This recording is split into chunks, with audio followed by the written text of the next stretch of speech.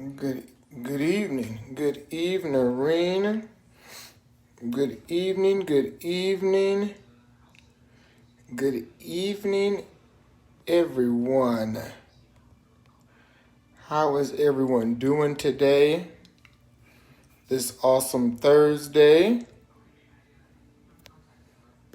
You know what? I have did everyone that I'm going to do. Good evening.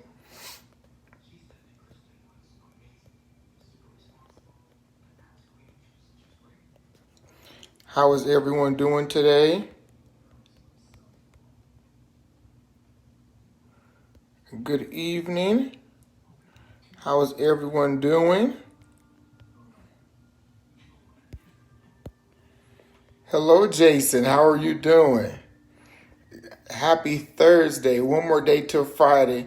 Although I do not know why I am excited, because I still have work to do. Good evening. Happy Friday to everyone. How is everyone doing, and how was your Friday? Excuse me, how was your Thursday? Why do I want to keep moving the days ahead? I keep wanting to do that. Hello, John. How are you doing, sir? I keep wanting to move the days ahead. I do not know why. I keep wanting to do that. Hello, Leonard. How are you? If you have a chance, please hop over to Leonard's page when you have the opportunity, because he did an awesome teaching today. Awesome impartation. So if you have the opportunity, please hop over to his page. Please do like, share, and tag. And as I always say, one day at a time. Absolutely. I agree, John. Hello, Forward Focused. I like that name. Forward Focused. My kind of name. All right now. That made me even more excited. Forward Focus. And as I always say, if you are not a part of the Redefining family, thank you, Leonard. I love you as well, brother. If you are not a part of the Redefining family, hello, Miko. How are you? I love you. In fact, Miko, I will be a part of the Atlanta work for Pride this year. Thought you'd be asleep up in here. I was sure about to go to sleep, but I'm waiting on you. Waiting on who? Deja. Yes. I'm talking to my baby, y'all. My baby, she acts just like my mom. And we always debate, because a nap to me is 30 minutes at the most if I take a nap. I'm not a nap person. But a nap to this one right here. Hello, Leon. How are you? Did you just lie? Oh. A nap to this one right here. Hi, guys. 6 to 8 hours. Thank you. Did my other daughter just say something? Deja. A nap to that one right there. A nap at least 2 hours. At minimum. At least 2 hours. So I hope all of you are having an awesome day. I know that I did. I am actually still working. But I wanted to come on today, as all of you know. Again, please do like, share, and tag. As all of you know, this has been the Redefining Peace Week. So every week, what we're going to be doing, we're going to be selecting as God gives it to me, or as I meditate. We're going to be selecting something to discuss that resonates with us, because we're a family, right? So we empower one another. We speak to one another. And so this week we have been discussing peace. Hello, Jordan. How are you? Thank you for joining. So this week we've been discussing peace. So I believe it was on Monday, Tuesday. If you missed that live, please go back to that live. Hello, Terry. How are you, sis? Love you. If you missed Monday or Tuesday live, Please go back to that live to hear it. I was sharing today with a friend of mine. Sometimes I intend for our lives to be short, but due to comments, questions, people inbox me, things they want me to cover in their lives. I try to compact all of that information into a live. And I want to definitely be sensitive of my time, of your time. Some of you get up early and work till late hours, such as me. That is certainly what I do. So this week, we've been talking about peace, maintaining your peace, what you need to do to maintain your peace, confronting yourself to maintain your peace. So you can see in today's live, I put in 3 key elements of what you need to do to help confront some things you need to do in order to maintain your peace, because reality is that you cannot progress forward if you have not addressed things that are behind you that are hindering you. I want you to understand that. If something is not hindering you or someone is not hindering you, the matter doesn't need to be addressed. But if it is affecting you, and we also spoke about idolization. So if someone or something is your God, you idolize it. If it affects your emotion, if it affects how you feel. So if you're happy one moment, so we spoke about idolization. Hello, Chandretta, how are you doing? Love you, sis. So we spoke about idolization. How some people say, I ain't worried about her. I'm not worried about him. But if you're happy at 9 a.m. and then you get the call or the text, and then at 9:08 a.m. now you're angry. Right? Your emotions are off balance. So you're no longer happy. You woke up reading these affirmations and you woke up feeling great and you woke up telling yourself the joy of the Lord is my strength. And so now all of a sudden she's a whole bunch of bees and a whole bunch of, hoes. And you can't wait till you get on your break so that you can tell her something. That is idolization. That person you have begun to idolize that person. They have become too great in your life. Hello, Michael. How are you? Thank you for joining. They have become too great in your life. So what I need you to do is place the business plan to the side. I need you to place the wedding plans to the side. I need you to place the organization plans to the side, because until you deal with that issue, you will not have longevity in your forward movement. I want you to catch that. You will not have, because I tell my daughters this all the time, and I tell my clients this, words matter. You will not have longevity in your forward movement if you do not empower yourself to address the thing or the person or persons that have too much access to you and your emotions in the present moment. So what was and what is that affects you in the present, they are your idol and they have control of your future. Did you catch that? Hello, lady Ingram. Thank you for joining. How are you doing, sis?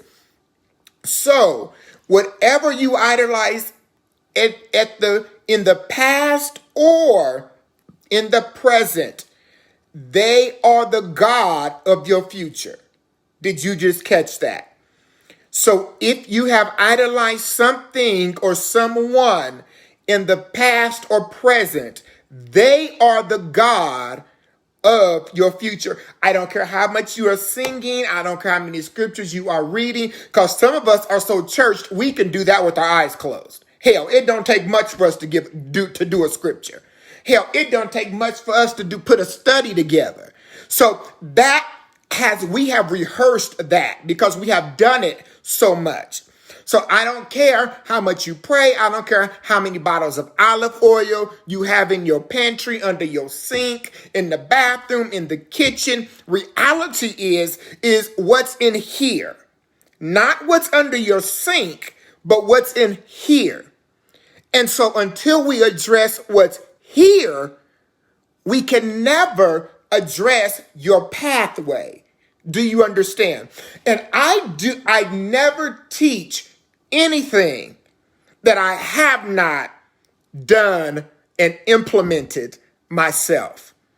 And I do not like preachers who preach, whether it's in church or in secular. Don't teach me anything that you have not implemented.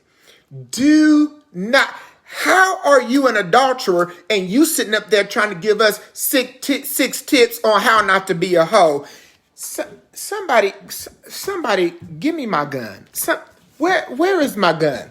Where? Because I will shoot in the church. Depends on the circumstances. Where is my gun? What? You fool, you a hoe. How was you giving us 6 tips on how not to have hoish behaviors?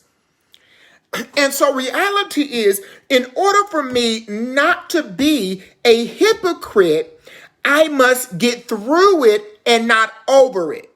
Because we are good in order to avoid that emotion. We are good at saying, oh, child, I'm over that. They don't mean that much to me. I'm over that. I don't want to know if you're over it. I want to know, did you get through it? Because by you telling me if you got through it, that tells me that no matter what angles the shots came at you, that you got to the finishing line. So you were able to pass through it, that you passed the test, you passed the course, you got through it. Do you understand? Hello, Aaron. How are you doing?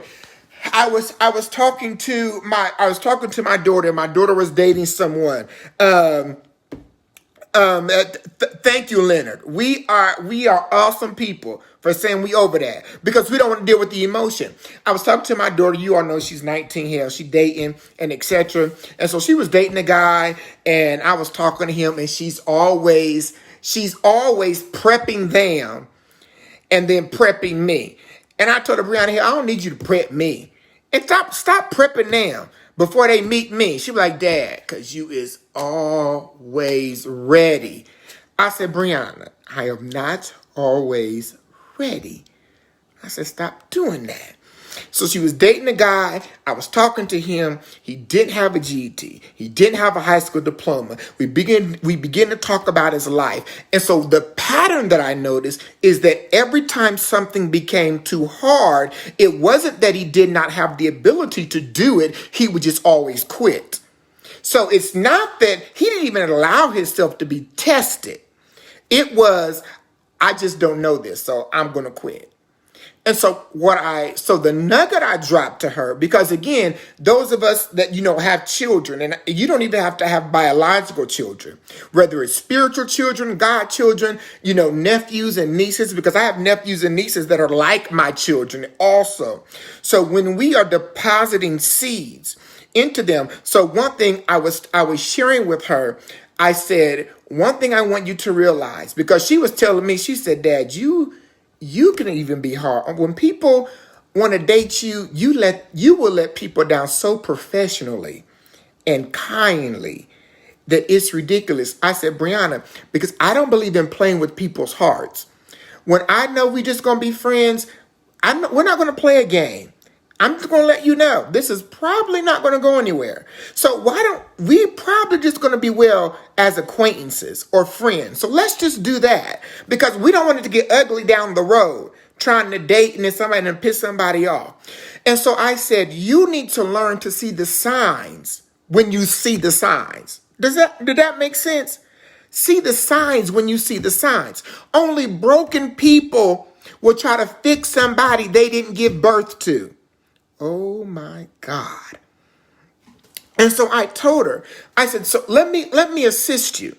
What you need to understand is that if he continues in this behavior, and if he does not address it, what you need to understand is that when the road gets tough, he's going to quit. You're going to have a quitter on your hands. And do not, I repeat, do not call me to borrow money, because you cannot. Not while he's in the house. You can't. Do not call me to borrow money. That's one thing that Quentin Sanders, my grandfather, taught me. You don't loan folks money when there's a man in the house. Do not call me to borrow, because I'm not giving it to you. And I wish, because by that time I will be partnered and booed up. Do not think that my partner would be giving you money, because I will put a chastity belt on the checkbook. Do you understand? And so I said, see the signs. Now, I'm not saying, hello, Carmen, thank you for joining. I'm not saying we all don't have things that we need to work on, because every one of us has issues and flaws that we need to work on. We'll conquer one thing and then we'll see something else tomorrow that we need to work on. But at least be able to acknowledge. But when you are a person that have an issue and can acknowledge your issue, that is pride.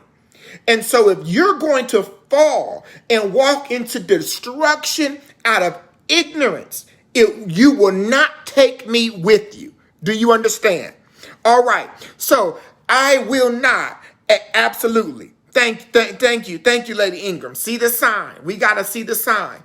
And so we have to maintain our place of peace. So whether you got to tell yourself, ouch, hell, that hurts, tonight reflect on who you have idolized. You may not think they that big in your life. We tell ourselves that because it helps our ego. So we tell ourselves that. But again, if they affect your emotion, if they affect your thought process, your mind process, you get a headache when you think about them, you have started the process, or you have already begun to idolize them. They have become your God, and they are the God of your future. And you will not have longevity in the plans that you are setting in place if you do not deal with it. My God. That's why even when I date people and when I see that it's getting serious and we're going somewhere, I want to know their plan. What is your plan? And how is your relationship with people that is in your circle? Because reality is that if we take it to the next step, and now we're committed to one another, I'm taking this thing on. And so I have to make sure that you do not steal my power to choose. Because sometimes we as single people, we take on battles because we didn't sit down and look at the blueprint. Oh my God. And so now we have our own battles, and now we picked up another battle because we just saw what was cute. But the honeymoon phase don't last always.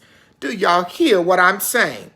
And so we have to make sure that we're using wisdom in this redefining journey. So I have to sit down and see, am I idolizing anyone or anything? Because I cannot have longevity. And I don't know about you, but I want my money to stretch long.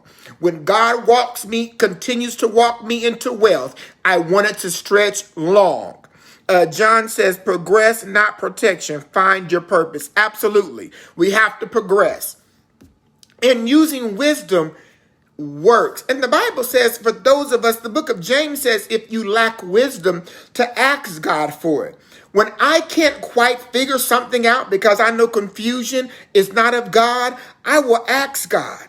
I will seek the face of God. I do not mind telling God, I do not know. I'm not so high to where I can't tell God, I need to figure this thing out. Now, I just don't have the answer to this. I'm not that high. And sometimes we just sit and we try to do a crossword puzzle with people in our lives. No, God, I need wisdom. I need to figure this thing out, because some of us, like myself, who is 41, some of us are already catching up to our purpose and our destiny. And so we're mapping out where we know that God is taking us. And so we don't have time to waste time just to waste time. Do you understand? So in the process of peace, I put in the three keys. So John said progress, not perfection. All right, I like that. Yes, and that's true. And we're all progressing. Like I said earlier, every one of us has flaws that we have to work on, but we have to acknowledge the flaws.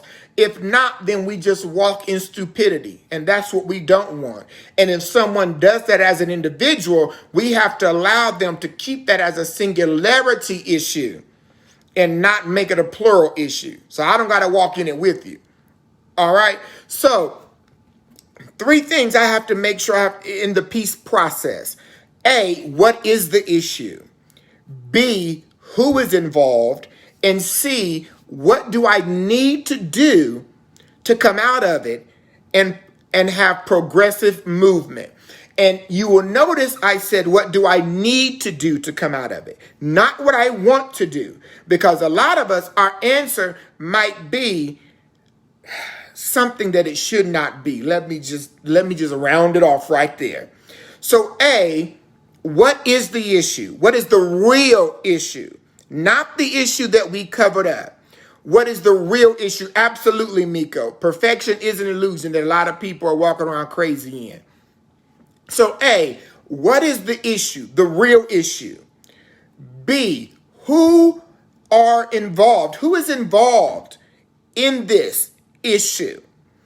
And C, what steps do I need? Not that I want to take, but God, what steps do I need to take to come out of this, to have progressive forward movement? So whatever I did yesterday that might not have been right, I repent and I'm ready to change my course of action today. Do you understand? One thing, I'll say this and then I'll let it go. You all know with my 19-year-old, I'm a single father with her. She's been with me. Look like I'm not getting rid of her. With my 10-year-old, when my ex-wife and I got a divorce, we planned on getting the divorce. So we planned on doing it. We allowed people to come into our ears to make it ugly for a moment. And then we came back to the drawing board, right? Because we said, this is not how we planned for this to go. Because, people come into your ear. Well, we know y'all agree, but you better watch it because da-da-da-da-da. And so we started doing some things that was out of our character. But then we had to come back to the drawing board like, wait a minute, this is not who we are. And so what we began to do, although it was difficult, because we had already done some things to each other that was out of our character, that had hurt each other.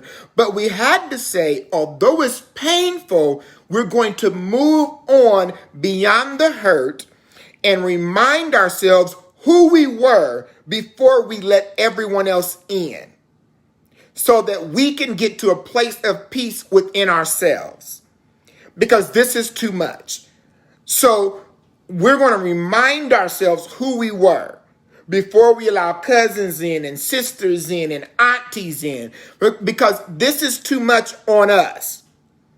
And the reality is that all those sideline family members and the sideline friends and the sideline gossip columnist church members, they're not in the ring with you.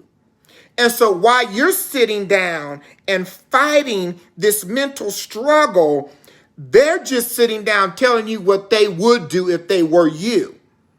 But you're the one that can't sleep at night. You're the one struggling to hear from God. So you just have to step back sometimes and remind yourself who you were before this started. And say, you know what? Not any longer. Because there's somewhere I'm going that they're not going. And this is a plot, not only of the enemy, but the enemies to get me off track. And I don't know about you. I told someone, we were in a meeting yesterday talking about some plans that we are putting in place and telling everybody else. Exactly. And I told someone yesterday, I said, I was created to be wealthy. And when COVID-19 came into place, it jogged my mind for a moment. But then I came back to myself because I remember that God is still bigger and my purpose is still bigger than COVID-19. All COVID-19 did, hello Juanita, thank you for joining. All COVID-19 did is it made me begin to think in a more innovative way. So I had to get more creative in my thinking, which really, it was an awesome learning curve because now I begin to think in ways I didn't think of before COVID-19. So yes, I got jogged a little bit because I was like, whoa, wait a minute. Now this is affecting. But it became a progressive learning curve.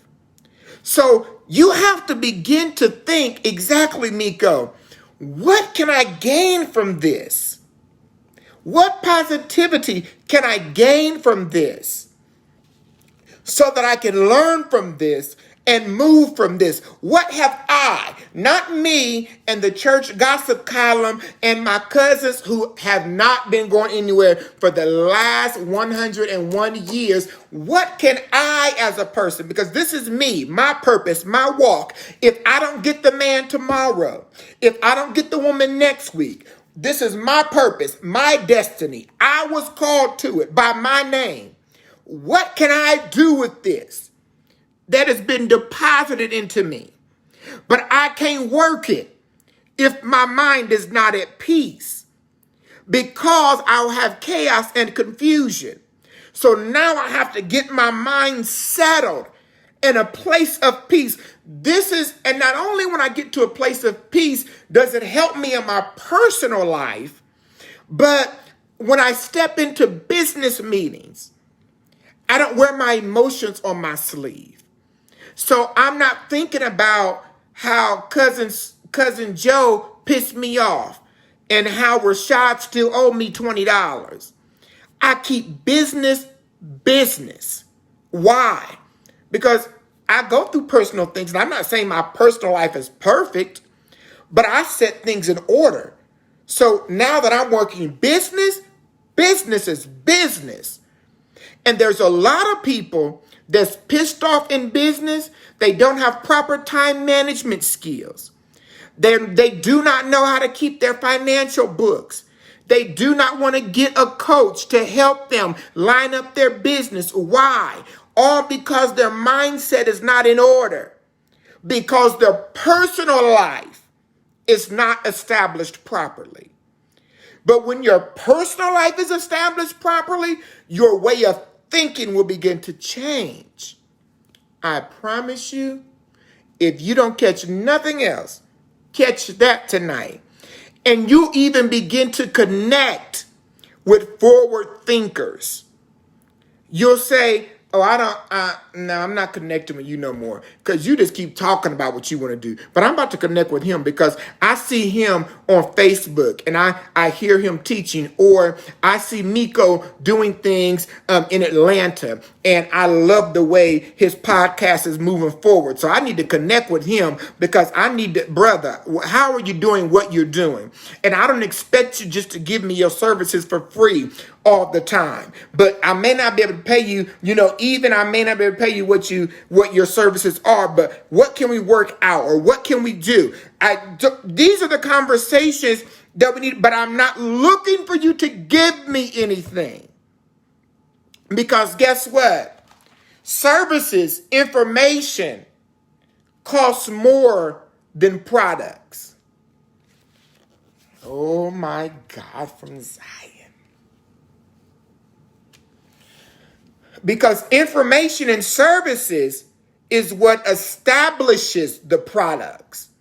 So you can create the products from the information and the services.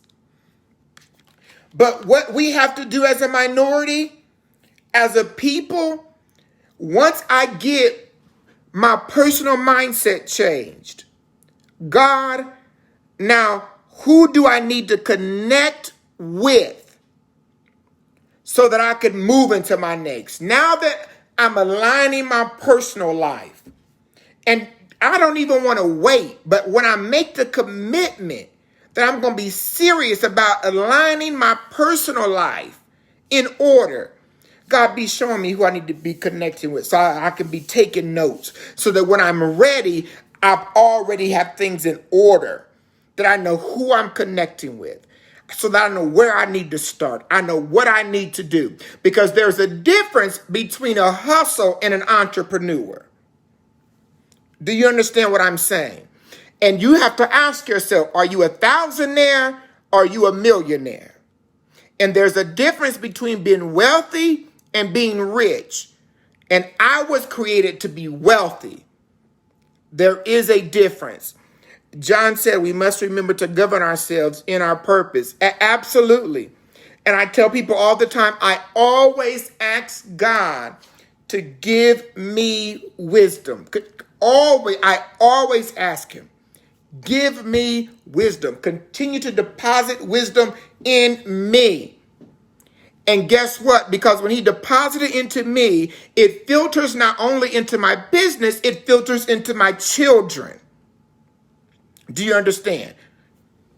Do you understand? Miko said, I've been saying that for years. I know you have, Miko. It's one of the reasons I love you as one of my managers. Praise the Lord. Listen, it's time. It is time for us to do it. Today, I'm in meetings every day. Today, I was telling someone, I said, we need to create programs to where we get people committed. Let's get your personal life in order. Let's get your connections in order. Let's begin to view your life, not to condemn you, but to partner with you. And they asked me, they said, as a therapist, Dr. Jesse, how do you get these people to come to you from the minority community? Because you know how our people feel. I ain't going to see no shrink. What goes in the house stays in the house. Because I give them truth in love. I let them know I'm not a therapist for everybody. But 3, I also let them know I will partnership with you. And as long as you're willing to stay on the detoured route, I'm willing to go all the way with you. Because guess what? We all have been in something. But the moment you say you're not ready, I'm not going to try harder than you're willing to try. But it's a partnership. And I'm not going to stay stuck on your past. So once we deal with what needs to be addressed, now we're working on practical psychotherapy tools on how to address them. Not you crying about them for 6 sessions. Oh, hell, that gets on my nerves more than anything. We're not going to cry about them for 6 sessions. We've addressed them. We've addressed what they are. But you cannot rebirth them. Now you need healed from them. Do you understand? My God, that's another thing. But this is Peace Week. And so tomorrow I look forward to being on here with you again. Think about everything I said. I love connecting with you. Also, remember, if you're not connected with the Redefining family, please connect with the Redefining family. I put the website on here. I am pinning it right now at the top. You just go to the top where you can subscribe. You will get the newsletters. John says, make sure that who you connect with has a connection with you. Absolutely. That's real partnership. All right. I love you all. Have a great Redefining Thursday night, and I will talk to you tomorrow. Bye.